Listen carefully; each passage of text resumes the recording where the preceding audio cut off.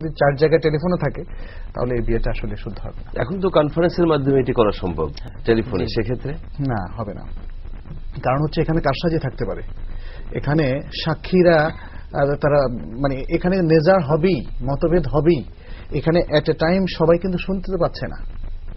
আর মানে এট এ টাইম যে সবাই শুনতে জিনিসটা যে সংগঠিত হলো, মোবাইলের যে কনফারেন্স অপশনটা, এই অপশনের মাধ্যমে সম্ভব কিনা? আমেরিকা একজন, সৌদিতে একজন, ব্রিটেনে একজন আরেকজনের শুনলো, কিন্তু এই শোনার স্বীকৃতিটা তো এটা একটা সাজানোর জিনিসও হতে পারে।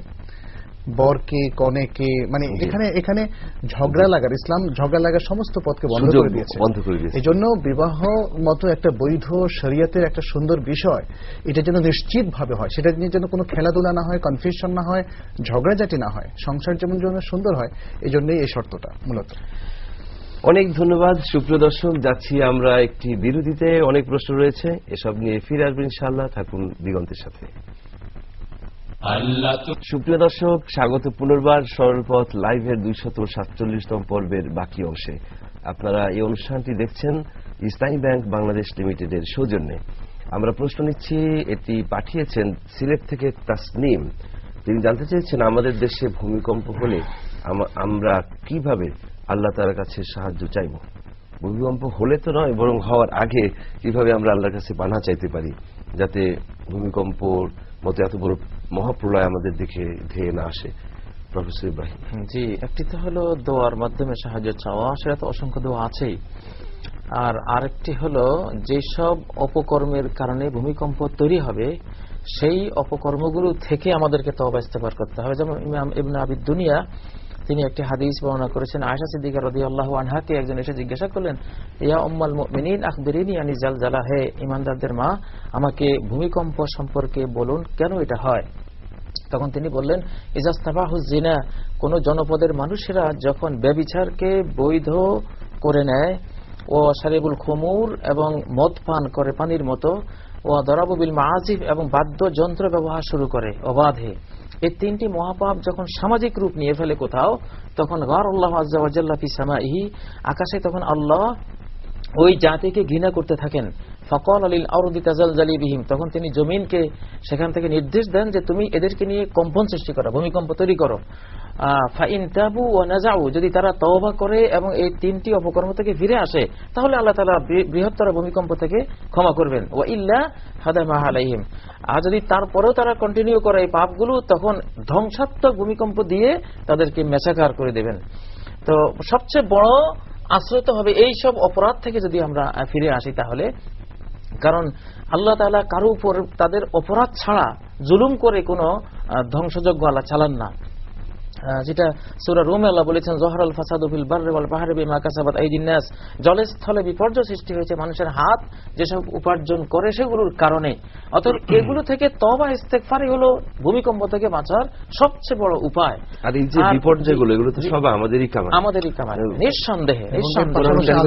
ফিরে আসা, সালাতের দিকে ফিরে আসা, সাওমের দিকে ফিরে আসা, ইসলাম ফরজগুলো আদায়ের দিকে ফিরে আসা। যহরাল ফাসাদু ফিল বাররি ওয়াল বাহরি বিমা কাসাবাত আইদিন নাস, এই যে সুনামি, ভূমিকম্প যা কিছু হচ্ছে, এগুলো তো মানুষের হাতের কামাই। আমরা যে প্রাকৃতিক ভারসাম্য নষ্ট করছি নানাভাবে, এগুলো কারণে এগুলো ভূমিকম্প জাতীয় প্রলয়গুলো হচ্ছে। ইসলাম এবং ঈমানের মূল নীতিকে ধ্বংস করে দিয়ে শুধু দোয়া দিয়ে কিন্তু কেউ বাঁচতে পারবে না। জি জি, মূল রক্ষা ওখানেই, মূল রক্ষা ওখানে। ওই ইসলাম এবং ঈমানকে সঠিকভাবে রেখে তারপরে বাকিগুলো কাজে আসবে, নাহলে কোনোটাই কাজে আসবে না। জি, অনেক ধন্যবাদ। সেই সাথে জাপানে যে সম্প্রতি সুনামি ঘটে গেল, এই সুনামিতে ক্ষতিগ্রস্ত যারা হয়েছেন, আমরা আল্লাহর কাছে সাহায্য কামনা করছি, আল্লাহ রাব্বুল আলামিন তাদেরকে যেন ক্ষতি অতি দ্রুত পুষিয়ে দেন। আমরা এখন যাচ্ছি টেলিফোন কলারের কাছে। আসসালামু আলাইকুম। ওয়ালাইকুম আসসালাম রাহমাতুল্লাহ, আমি খুলনা থেকে বলছি। আমার জানার বিষয় হচ্ছে, আমার দ্বারা কখনো যদি কারো হক নষ্ট হয়ে যায় এবং সেই সংশ্লিষ্ট ব্যক্তির বিষয় যদি আমার মনে না আসে বা এখন সুযোগ না থাকে, তাহলে করণীয় কি? আরেকটা হচ্ছে, হাদিসে আছে দিনের শুরুতে ব্যক্তি 4 রাকাত নফল নামাজ পড়লে দিনের শেষ পর্যন্ত আল্লাহ পাকের সাহায্য পাওয়া যাবে। এটা কি এশাকের নামাজ নাকি আলাদা? এই নিয়মটা জানতে চাচ্ছি। অনেক ধন্যবাদ। উত্তর দিচ্ছেন ডক্টর মনজুর ইলাহি। জি, আসলে হাকুকুল আদমি অথবা হাকুকুল আখারিন, অন্যের অধিকার যদি ক্ষুণ্ণ হয়, সেটা খুবই ইম্পর্টেন্ট একটা বিষয় ইসলামের দৃষ্টিতে। আল্লাহ তাআলার কাছে তওবা করলে আল্লাহ তাআলা তার যে অধিকার ক্ষুণ্ণ করা হয়েছে সেগুলো ক্ষমা করেন, কিন্তু আল্লাহ তাআলা তার বান্দাদের অধিকার তাদের জন্য রেখে দেন। তারা যদি ক্ষমা করে তাহলে ক্ষমা হবে, নইলে ক্ষমা হবে না। এই জন্য এই পার্সপেক্টিভ থেকে অন্যের অধিকার ক্ষুণ্ণ করলে আমাদের অনেক বেশি বেচেইন হওয়া এবং অনেক অস্থিরতার কারণ আছে। তো আমাদের বোন সেই জন্যই হয়তো প্রশ্নটি করেছেন। তিনি যদি জানতে না পারেন যে সেই লোকটাকে হয়তো ভুলে গিয়েছেন, তার হক কিছু তার মধ্যে তার কাছে রয়ে গিয়েছে, হয়তো ঋণ নিয়েছেন এখন দিতে পারছেন না ইত্যাদি, তাহলে তাদের ওয়ারিসদের কাছে পৌঁছাবেন। যদি ওয়ারিসও জানা না থাকে এবং মোটামুটি তাদের কাছে পৌঁছানোর কোনো সুযোগ না থাকে এবং তার কাছে কোনো সহায় সম্পত্তি এমন কিছু থাকে যেটা তিনি দান খয়রাত সাদাকা করতে পারেন, তাহলে মিনিমাম তিনি ওই সমস্ত লোকদের পক্ষ থেকে দান খয়রাত সাদাকা করে দিলেন। কারণ তারাও যদি এই দান খয়রাত সাদাকা করতে যে সবটা পেত, এই বোন সেই দান খয়রাত সাদাকা তাদের নামে করার কারণে তারা সেই সবটা পাবে। তাহলে মানে সম্পদটা না পুষলেও তার সবটা তার কাছে পৌঁছতে পারছে। আর যদি যার সম্পদ তার কাছে হলো সম্পদ বা টাকা, যদি তার ঠিকানা জানা না থাকে, যেমন আমাদেরকে একজন প্রশ্ন করেছেন যে আমি আমার এক বন্ধুর কাছ থেকে কিছু টাকা তার অগোচরে নিয়েছি, তার টাকা ফিরিয়ে দিতে চাই কিন্তু তার ঠিকানা জানি না, আমি এখন কি করব? বন্ধুর কাছ থেকে মানে বন্ধু তো ঠিকানাবিহীন বন্ধু কি করে কোনো কোনো ভাবে তিনি হয়তো বের করতে পারেন, পরিচিত কেউ, সেটার জন্য প্রাণান্তকর চেষ্টা তাকে করতে হবে। আর এখানে তো তিনি মানে আরো একটা ভুল করেছেন, সেটা হচ্ছে তার অগোচরে নেওয়াটা থেকে শরীয়তের পরিভাষায় চুরি বলা হয়, সেরেকা। তো তিনি নিশ্চয়ই অনুতপ্ত, যার কারণে ফিরিয়ে দিতে চান। তওবা করেন এবং তাকে পৌঁছাতে হবে এবং তার কাছ থেকে ক্ষমা নেওয়াও তার জন্য প্রয়োজন। আর হকটাও যদি তার কাছে তিনি গোপনে যেভাবে নিয়েছেন সেভাবে আবার পৌঁছায় দেন, অনেক সময় এটা সামাজিক মর্যাদা একটা বিশাল ব্যাপার। যদি তিনি তার বন্ধুর কাছে যায় বলেন যে তোমার সম্পত্তি আমি চুরি করে নিয়ে আসছি, তখন তো বিপর্যয় হবে। তো সেক্ষেত্রে অন্তত তার কাছে পৌঁছানোর জন্য যাবতীয় প্রচেষ্টা তাকে করতে হবে এবং যে কাজটা তিনি করেছেন আল্লাহর কাছে বেশি বেশি করে তওবা ইস্তেগফার করতে হবে। এবং সেই লোকের যেহেতু আরো কিছু তিনি ক্ষতি করেছেন, যে টাকাটা চলে আসার কারণে এখন জানাতে পারছেন না, সরাসরি ক্ষমা দিতে পারছেন না, এই জন্য সেই লোকের জন্য যত বেশি সম্ভব দোয়া ইস্তেগফার করে মানে এমন ভাবে করা উচিত যাতে মনে হয় যে হ্যাঁ আমি কিছু একটা তাকে ফেরত দিতে পেরেছি। ধন্যবাদ। প্রশ্ন করেছেন ধানমন্ডি থেকে ফাইহা, লিখেছেন is it permissible to read দুরুদ তুনাজ্জিনা and can a wife see her husband's dead body? Professor মুফতি ইব্রাহিম, কি দরুদ এটা? দুরুদ তুনাজ্জিনা, এই দরুদ পড়া যাবে কিনা? আর হচ্ছে যে স্ত্রী তার স্বামীর ডেড বডি দেখতে পারবে কিনা? দুটি প্রশ্ন। দুরুদ তুনাজ্জিনা, এটা তো কোনো আসলে সহি কোনো আসল আমাদের জানা নেই। দুরুদ ইব্রাহিমই পড়ুন, সাল্লাল্লাহু আলাইহি ওয়াসাল্লাম পড়ুন, আলাইহি সাল্লাতু ওয়াসাল্লাম, নবী সাল্লাল্লাহু আলাইহি ওয়াসাল্লামের কথা আলোচনায় আসলে সেটা আপনারা পড়বেন, এটা হলো সবচেয়ে বিশুদ্ধ। আর যেটা স্ত্রীকে মৃত্যুর পরে দেখতে পারবে কিনা, এটি একটি অত্যন্ত মানবিক প্রশ্ন। আমাদের দেশে স্বামী মরে গেলে স্ত্রীকে দেখতে দেয় না, স্ত্রী মরে গেলে স্বামীকে দেখতে দেয় না। অবশ্যই স্ত্রীর মৃত্যুর পরে স্বামী তাকে দেখতে পারবে, স্বামীর মৃত্যুর পরে স্ত্রী তাকে দেখতে পারবে, ধোয়াতে পারবে, কাফন করাতে পারবে, কবরে নামাতে পারবে, সবকিছু।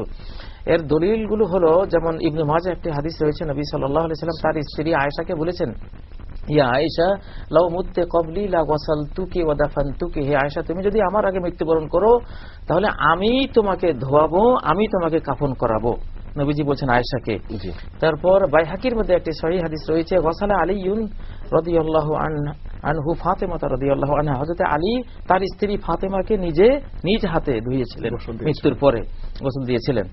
তারপর আওসা আবু বকরিন ইমরাতাহু আসমা বিনত উমাইসিন আন তাগসিলাহু ফাকামাত বিযালিক, এটা বাইহাকির মধ্যে এসেছে।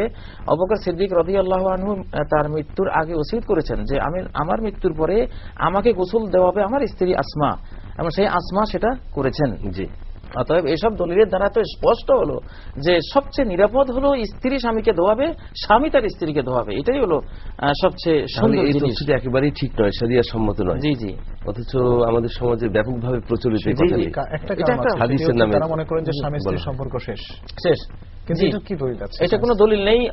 যে আল্লাহ রাসূল তার স্ত্রী আয়েশাকে বলছেন আনতে যাওজাতি ফিদ দুনিয়া ওয়াল আখিরা, যে তুমি দুনিয়াতেও আমার স্ত্রী, আখিরাতেও আমার স্ত্রী। বুঝা গেল মুসলিমদের স্বামী স্ত্রী সম্পর্ক চিরস্থায়ী। তারপর নবীজি বলছেন ইয়া আয়েশা ইন্নাহু লা ইউহাব্বিনু আলাইয়াল মাউতা আন্নাকি যাওজাতি ফিল জান্নাহ, যে আমার জন্য মৃত্যু সহজ, মানে মৃত্যু সহজ মনে হচ্ছে এইজন্য যে আমাকে বলা হয়েছে তুমি জান্নাতে আমার স্ত্রী থাকবা, তোমাকে যেহেতু পাবো আখিরাতে, এই জন্য মরতে আমার কোনো এখন কষ্ট নেই, নবীজি বলছেন। অতএব এটা একবারে অসত্য কথা যে মৃত্যুর সাথে সাথে স্বামী স্ত্রীর সম্পর্ক বিচ্ছিন্ন হয়ে যায়। গোসল দেয়া তো দূরের কথা, অনেকে এমনও বলে থাকেন যে মৃত্যুর পরে হাজব্যান্ড ওয়াইফ পরস্পরকে দেখতেও পারবেন না। যে এটা অত্যন্ত অমানবিক একটি কথা, যে এটা ইসলামে নাই। জি, অনেক ধন্যবাদ। আমরা অনুষ্ঠানে একেবারেই শেষ পর্যায়ে ছোট্ট একটা ইমেল নিয়ে নিচ্ছি। To dispose papers with Allah's name or a few words or ayat of Quran or dua, can we use a office reader machine or do we have to burn it? What should we do? Doctor Manzur Elahi, যে সমস্ত কাগজের উপরে আল্লাহর নাম লেখা থাকে বা দোয়া দরুদ লেখা থাকে, এই সমস্ত কাগজপত্র কি শ্রেডার মেশিনে ফেলে এটাকে বিনষ্ট করবে নাকি পুড়িয়ে দিতে হবে, কি করতে হবে? বিনষ্ট করার পরেও শেষ কাগজগুলো কোথায় যাবে, এটা একটা ইম্পর্টেন্ট বিষয়। সেটা যদি আবার ডাস্টবিনে যায় তাহলে একই অবস্থায় হলো। তো এখন সেটা দিয়ে যদি একদম ধূলিসাৎ করা যায়, কারণ হচ্ছে এটাকে পুড়িয়ে অথবা পানিতে ফেলে নষ্ট করা, যেন আর কোনো ধন্যবাদ ডক্টর মঞ্জুর ইলাহি এবং প্রফেসর মুফতি ইব্রাহিম। সুপ্রিয় দর্শক, ছিল অনেক প্রশ্ন ইমেইল এবং SMS এর মাধ্যমে, দর্শক অপেক্ষা আছেন টেলিফোনে, কিন্তু সময় একেবারেই শেষ, বিদায় নিতে হচ্ছে। আপনারা সবাই ভালো থাকুন, সুস্থ থাকুন, সুন্দর থাকুন। ইনশাআল্লাহ দেখা হবে আগামী পর্বে। আমাদের পর্বগুলো দেখুন প্রতি সোম, বুধ এবং জুমাবার সন্ধ্যা 6টায় এবং পুনঃপ্রচার রাত 2টায় ইসলামী ব্যাংক বাংলাদেশ লিমিটেডের সৌজন্যে। আল্লাহ হাফেজ। আসসালামু আলাইকুম ওয়া রাহমাতুল্লাহি ওয়া বারাকাতুহু। অনেক পাপের বোঝায় আমার খুঁজে ফিরি ক্ষমা তোমার, অনেক পাপের বোঝায় আমার খুঁজে ফিরি ক্ষমা তোমার। তুমি রাহিম, তুমি কারীম, পাবো কি আজ তোমার রহমত? আল্লাহ তুমি দেখাও সরল পথ, আল্লাহ তুমি দেখাও সরল পথ, আল্লাহ তুমি দেখাও সরল পথ, আল্লাহ তুমি দেখাও সরল পথ।